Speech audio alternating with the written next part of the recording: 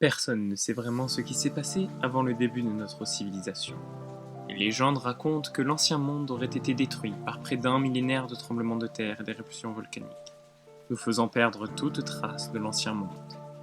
Nos ancêtres avaient habité un pays qui s'appelait le Danemark, qui avait été détruit comme les autres. Il ne restait de ce peuple quand les tremblements prirent fin qu'un groupe de gens bien décidés à reconstruire un pays et un groupe de guerriers. Voici l'histoire de notre civilisation.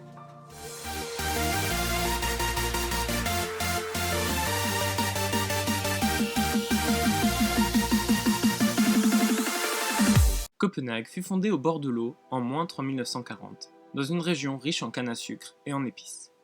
Alors que les guerriers étaient partis explorer les terres au nord-ouest, ils firent une rencontre d'un groupe de guerriers zoulous, premier contact avec une puissance étrangère.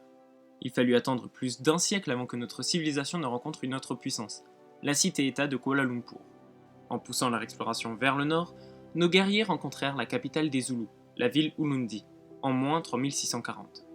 C'est en moins 3520, alors que les guerriers rejoignaient la capitale, qu'ils rencontrèrent un campement de barbares qui s'était établi à proximité de Kuala Lumpur.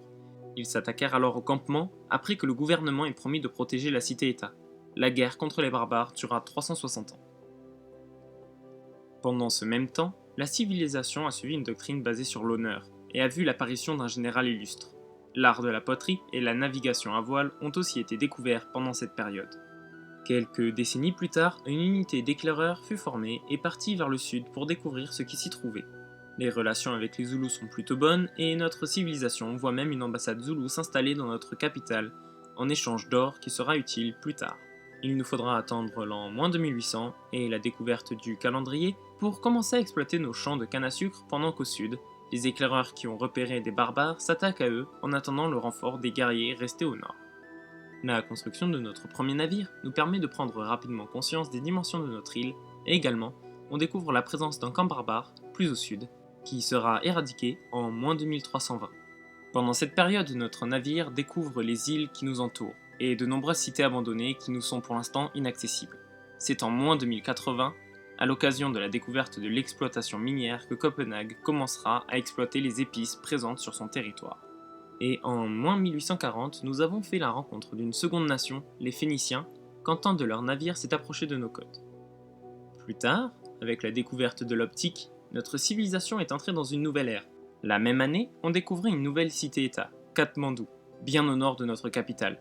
Réalisant que nous pourrions bénéficier d'avoir des alliés, nous avons fait un don généreux à Kuala Lumpur afin de les aider dans leurs projets de travaux publics.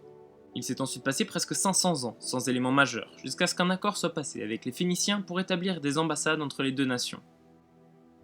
60 ans après cet accord, en moins 1120, nous avons découvert une nouvelle civilisation, le Siam. Avec notre entrée dans l'ère classique, nos unités terrestres ont eu la capacité de prendre la mer. C'est en moins 840 qu'une unité de guerriers est lancée dans une expédition pour visiter les ruines antiques que nous avions découvertes plus d'un millénaire auparavant. En ce faisant, ils tombèrent sur des barbares, et une guerre de 400 ans se déclencha qui se solda par la destruction du campement barbare et la mort de nos guerriers. Pendant ce temps, un panthéon fut fondé, basé sur une accélération de l'expansion de nos frontières, et les relations avec Kuala Lumpur se dégradant rapidement, nous leur avons offert notre navire qui avait poursuivi son exploration vers le nord et qui était bloqué par les frontières Siam.